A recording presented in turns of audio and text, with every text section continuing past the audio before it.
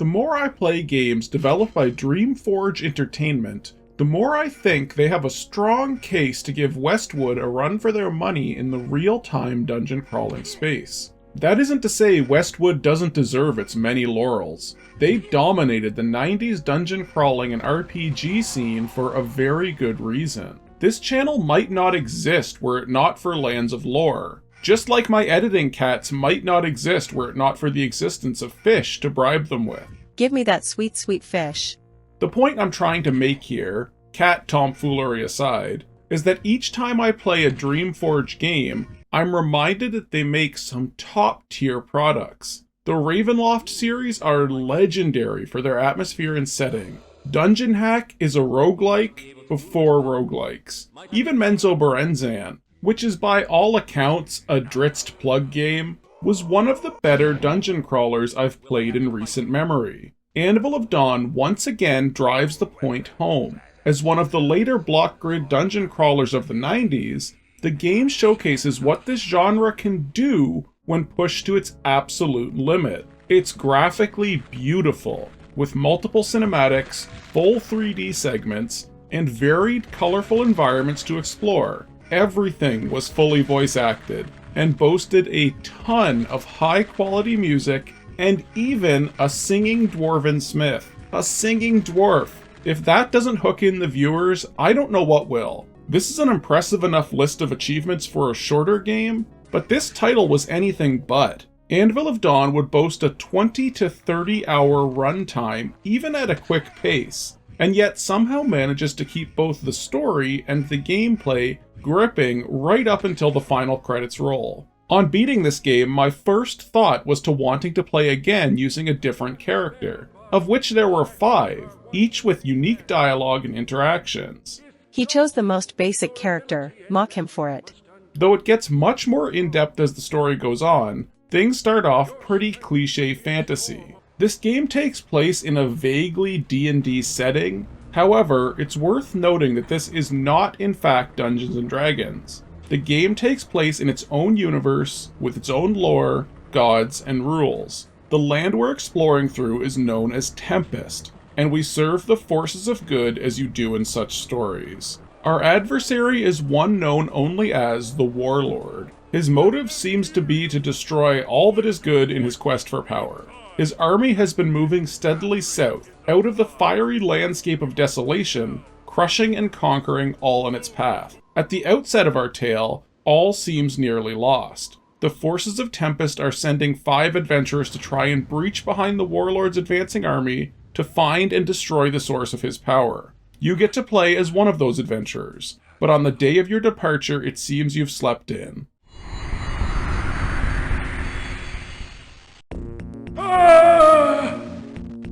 Our Lady must gather her council. Plans must be made.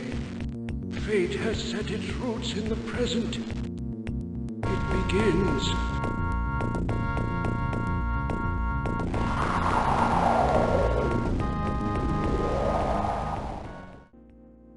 There is actually a ton to the gameplay here in Anvil of Dawn. I don't think any of it is anything new from what I've seen in other dungeon crawlers, but it's done very well, and although familiar, everything has its own little twist. I think the best way to describe the gameplay of Anvil of Dawn is to say that it's not really doing a lot different, but it's doing most of what it does extremely well. Let's start with the basics. You have 4 main stats in the game that affect everything, and unlike in other games, your leveling would not affect these. What you choose to start with is largely going to be what you have the entire game. There are a few items that give boosts to your stats, but they're almost always temporary or small bonuses.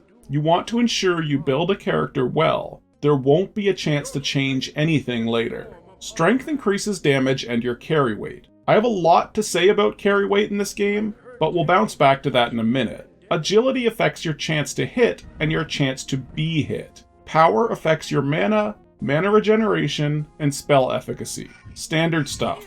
The last stat is stamina, and it is the most dubious of the stats. See, you have a completely hidden stat called fatigue. the more fatigued you get, the more your strength and agility drop. This stat lowering was temporary and would recover as your fatigue returned to a base state, which it could only do while you were at rest. Stamina could help mitigate the effects of fatigue, but ultimately there was no avoiding it, and it could bring your strength and agility right down to 1. Your fatigue drops from the kind of things you'd expect. Fighting, moving heavy blocks, and carrying too much will all deplete your fatigue. This is extremely frustrating for a few reasons. Firstly, while this is a dungeon crawler with focus on puzzles and story, the game at its core is a hack and slash, and you are in combat almost constantly.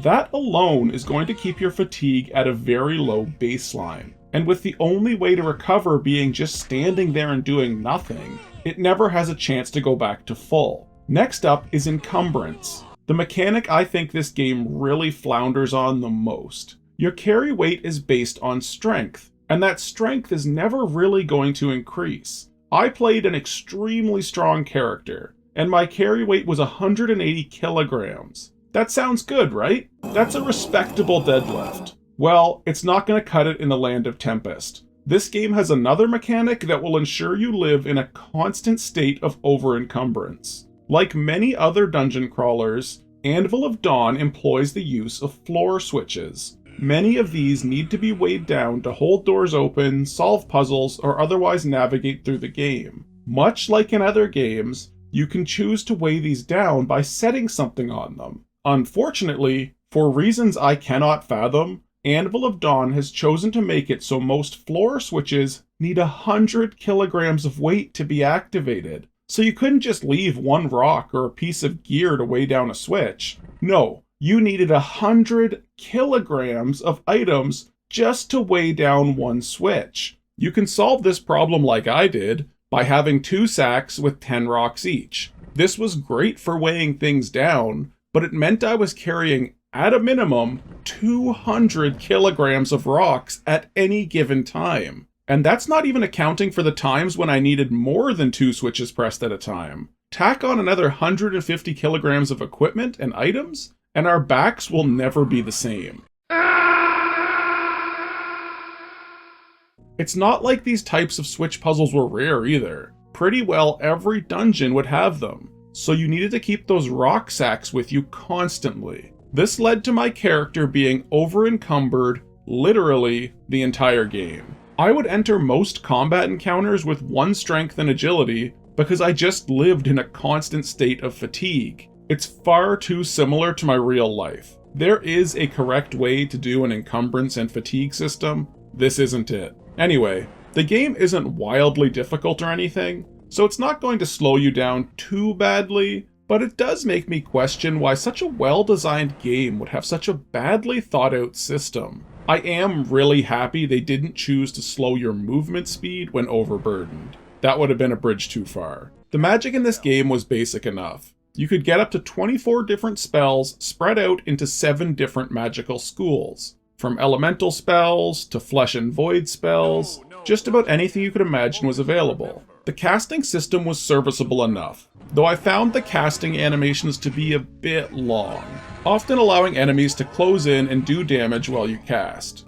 I ended up mostly using magic for buffs and healing, but it had its niche uses as well. Spell reflection was great in trap rooms, and limited flight could make otherwise frustrating pit puzzles a breeze. Each spell could be learned regardless of your character's stats, and were found at random throughout the game, but you could be locked out of using them based on their mana cost. My biggest gripe with the magic system is twofold. Firstly, there is no indication on what a spell costs. You just click the associated button and watch the cast go off. If you didn't have enough mana, it just wouldn't work. Not completely awful on its own. The frustration is that even if you didn't have the mana for a spell, it would still consume what you did have, but just not work.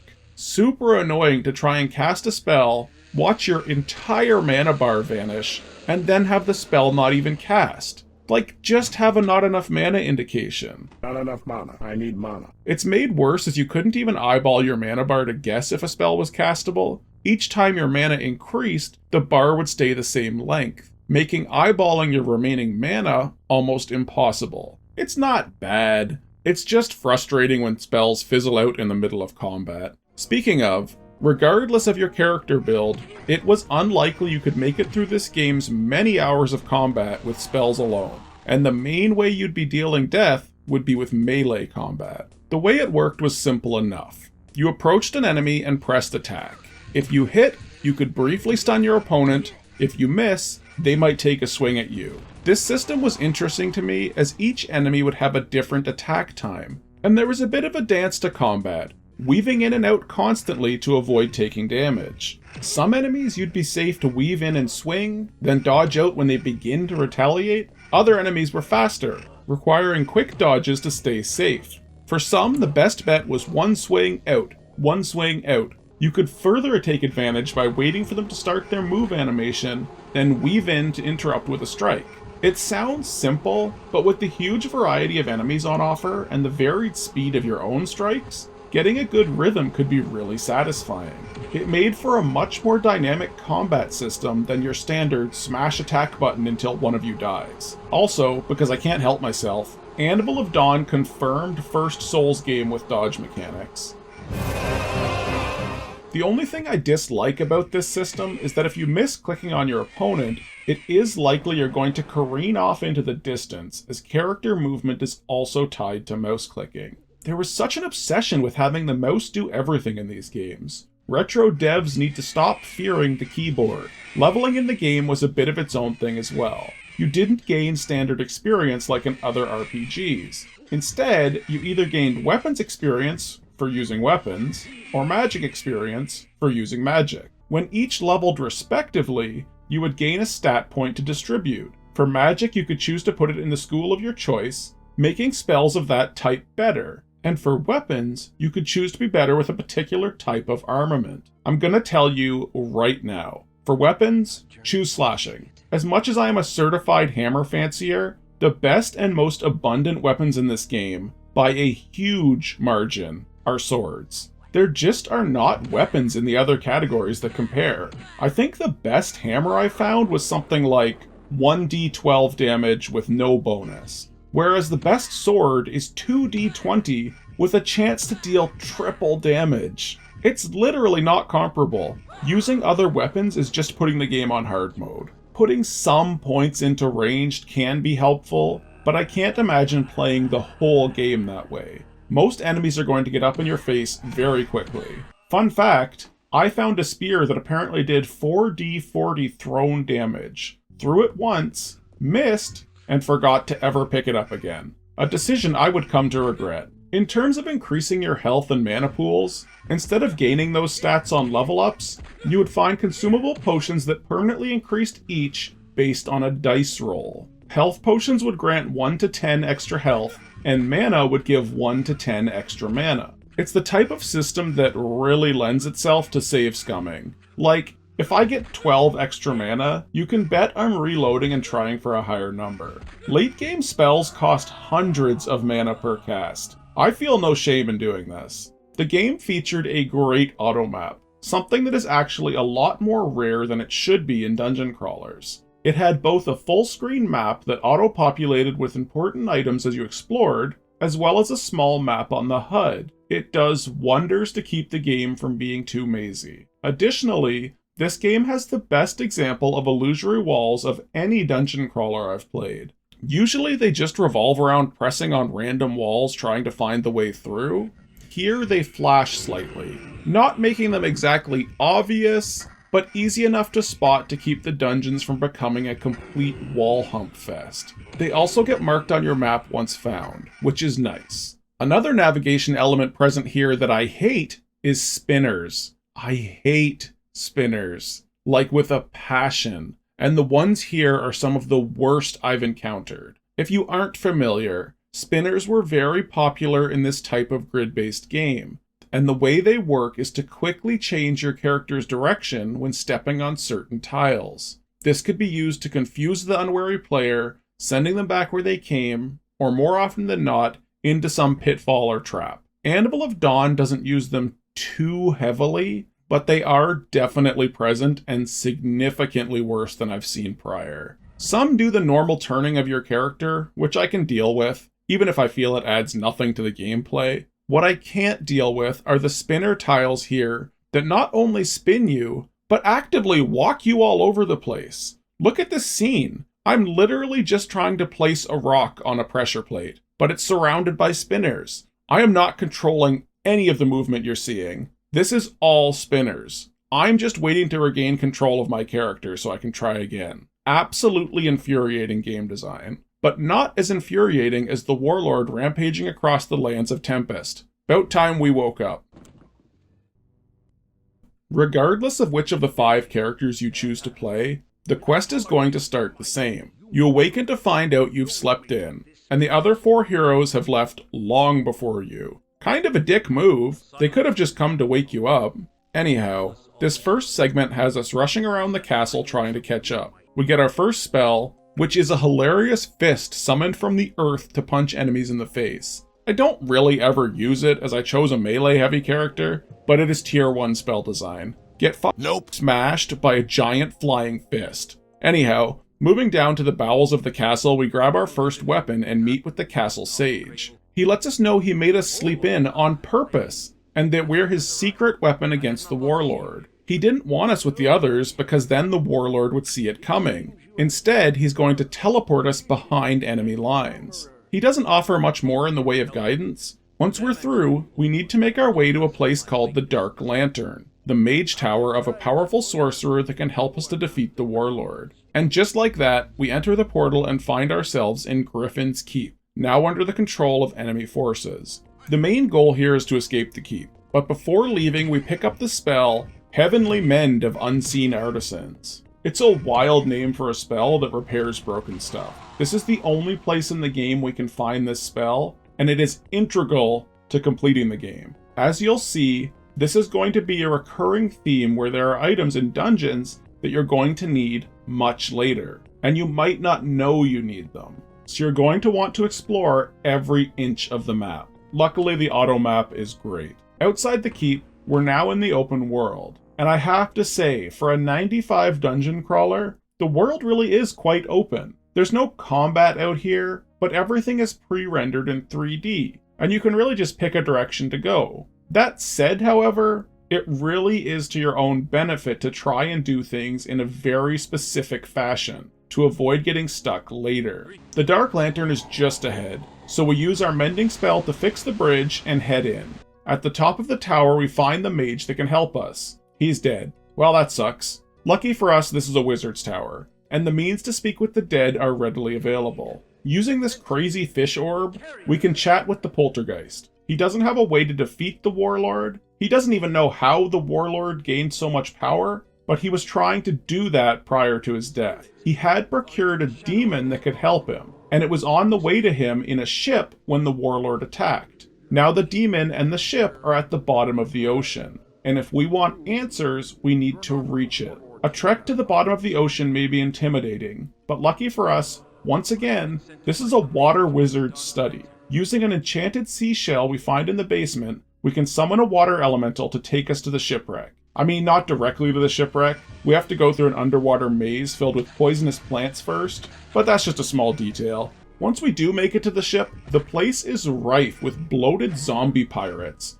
and at the back we can find the demon who is the key to victory against the warlord. The big octopus lets us know the warlord draws his power from something called the Dark Slag, and the only way to defeat the warlord is to destroy it using the Anvil of Dawn. The slag is poison to the touch, far too evil for us to handle. We need a container of some sort to carry it. The demon knows how to create such a container, but will share nothing unless we free him. And even then, he won't just tell us what to get. He's going to give us 8 riddles to guide our path. Great. It's the best we've got for now. So we get his hearts, which he eats with his head for some reason, and get the shopping list that will fuel most of the remainder of our quest. We will need invincible iron, glittering stone, dragon amber, a sacrifice of clay, uncarvable wood, the soul of a dead hero, the tears of the weeping moon, and then finally have the legendary Black Gnarl, using his binding song, assemble the chest. Quite the task, and one that will take us to every corner of the massive land of Tempest. First off, we head to the underground city. Within we find all the inhabitants have been mutated into hellish abominations by the dark power of the warlord. I don't know which fate is worse, to be a creepy congealed blob of humanity, or to be a blood golem. I guess the blood golem seems more enjoyable. At least then I'm not attached to other people. Let me know in the comments what horrible monstrosity beyond human imagination you would rather be grotesquely transformed into. Subscribe for more uplifting content.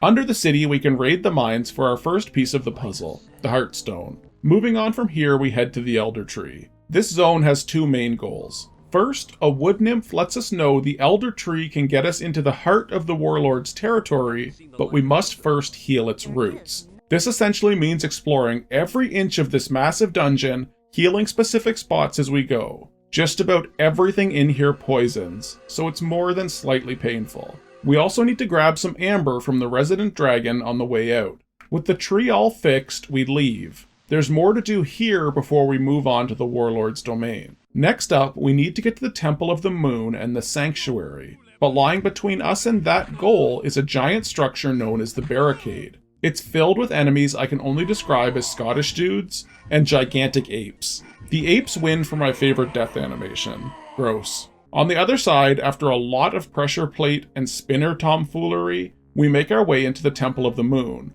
home to another truly vile creature. These things are made up of the congealed mass of monks that once lived here. Cthulhu has nothing on these horrors. Worth noting, we can find one of the other playable characters here, full of arrows and barely clinging to life. She dies shortly after. Sucks. At the top of the temple, we meet the moon goddess and unceremoniously scoop her tears into a jar. Out back in the graveyard, we can find the soul of a long-dead hero. He haunts the graveyard weeping for his imprisoned lover. Here you have two choices.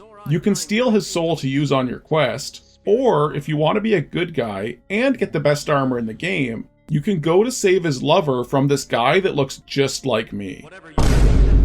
I have legs at least. Once she's saved, the hero will give his soul willingly, and more importantly, give you his armor, which is the best in the game and looks sorta neat. Before leaving the graveyard, we can find yet another of the playable characters overlooking devastation. She is heartbroken at the death of the rest of her party and completely given up. I feel like the sage kinda did these guys dirty. Moving out of the temple back into the overworld, once again we meet an interesting fellow on the road. A druid type guy. He gives us a strange item. It's a necklace that teleports its wearer's body away from the location of death. It doesn't save your life or anything, but it keeps the enemy from getting at your corpse. It may seem an odd gift, but I guess with all the horrific abominations, it'll save us from that fate at least. It becomes quite useful later. Next up, we enter the place known as Sanctuary, the seat of rule for strange clay elementals known as the Council of Clay. This one is a relatively quick dungeon, and at the end we meet the council themselves.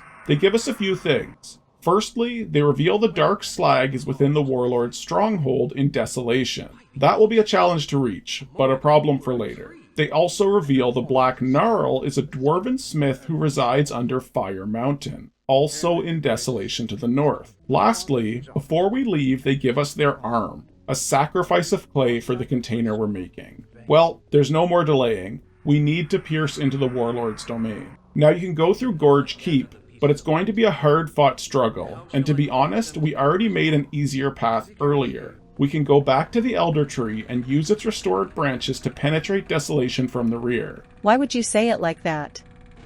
We make our way through the Reed Plains, murder a giant with a small scorpion we found, and enter the Iron Titan. This dungeon is massive and probably the most difficult to navigate of any yet, but essentially revolves around making our way through and slowly shrinking this dude piece by piece. That's right, in one of the weirdest set pieces I think I've ever seen, the main halls of this place are blocked by a prisoner that has been enlarged to act as a doorway, and the only way to pass is to make him regular size again. Creative. We grab his iron shackles on the way out and enter the swamp on the other side. The swamp is another quick zone, filled with giant frogs, frogmen, and strangely curvaceous mud creatures. We find an imprisoned living sword here with the ability to cut anything. Claiming it for ourselves, we can get a piece of uncarvable lumber from a gnarly tree, then climb a tower and summon a fiery horse to bring us to Fire Mountain. I won't go in depth with this dungeon, but it's rough. The place is filled with teleporter mazes. death pits, fire traps, and switch puzzles galore. But the payoff at the end is transcendent. In the lowest pits of this place, we meet the Black Gnarl, a centuries-old blue dwarf who is in service to the good. He not only crafts our container, but he does so while singing a jaunty smithing song. Behold, my friend, and you shall see the Black Gnarl forge, the magic you need. Burn in the fire, turn in the flame, taming the metal to work in my ways. Pound through the mountain, and pound through the fight, forging the metal with power and might, bringing together the forces that be, changing the course of your destiny. All I see is the work to be done. Nothing else matters once I have begun. Singing my song as the battle is won. I have now crafted what can be undone. That was so unexpected but welcome for me. Honestly, the best part of the game. I want to make this my phone's ringtone. Finally having the container that can hold the dark slag, we move into the Warlord's Keep. This dungeon is rife with traps and powerful enemies. But at this point, the worst is behind us and we make our way to the top. Within, we find the Warlord's right-hand man, Castellan. He has another of our possible player characters captive. Before Castellan kills him, the cowardly frogman begs for his life and offers to serve the Warlord. Castellan kills him anyway. Seems the evil nature of the frog people was in him as well. We kill Castellan and move on to the treasure room he guards. Using our crafted container, we can grab the dark slag. All that is left is to reach the Anvil of Dawn and destroy it. The anvil can be found across some ice floes on the other side of Fire Mountain. And after fixing up a golem outside, we get access to the final dungeon. This last bit is short, but it's a pain. We need to navigate through a maze where the walls are invisible, and switches and plates cause shifts. Worse still, the place is rife with ice worms, the toughest enemies in the game. Even with my high level equipment, they can kill me in a few hits. The one saving grace I have here is that they're stationary. So even though I don't have anything to kill them at a range, I can just weave in and out to do damage. It's a shame I don't have that great spear from earlier. After conquering the maze and the worms, we come to the anvil itself. Only an anvil in the metaphorical sense. It's really a beam of light responsible for all creation. Before we can dump the slag in, the Warlord appears. I thought he was like a normal sized dude this whole time. He is like a giant here. That's a huge bitch! Regardless, this isn't actually a fight at all, though we do have some options. Talking to the Warlord, he offers to let you join him. Don't. He just kills you if you do. Which is kind of funny because the only way to initiate any combat with him is to offer to help him. A second choice here is to just toss yourself into the pit with the slag, destroying it, yourself, and the Warlord, saving Tempest. But that's sorta lame too. I don't want to die, I want to be the hero. The true ending here is to wear the wreath from earlier, the one that transports your body elsewhere after death. But on top of that, use the Soul Link spell, which acts as a second life, resurrecting you after death. With both these conditions met, you can destroy the slag, be transported away, then resurrected in a safe location. And with that, Tempest is saved. You're crowned a hero and the credits roll. You even get a final score. I challenge someone to beat mine. I had a great time with Anvil of Dawn, and more than anything, it's driven home the point to me that as much as I feel I have a good grasp on the many great dungeon crawlers of the 90s, there are so many more that I have never even heard of that are amazing from top to bottom. I had never even seen the smallest bit of this game prior to recommendations I got on the channel, and all I can say is I was pretty blown away by this one. It had negatives that I think I've talked to death, but overall, the positives well outweigh any of the complaints I have about this game. Anvil of Dawn did such a great job reaffirming my belief that there are a treasure trove of hidden gems out there just waiting to be discovered, and I'm glad to be a small part of doing that. More than anything, I am stoked to see what Dreamforge has in store for me next. The summoning looks interesting. See you in the next video.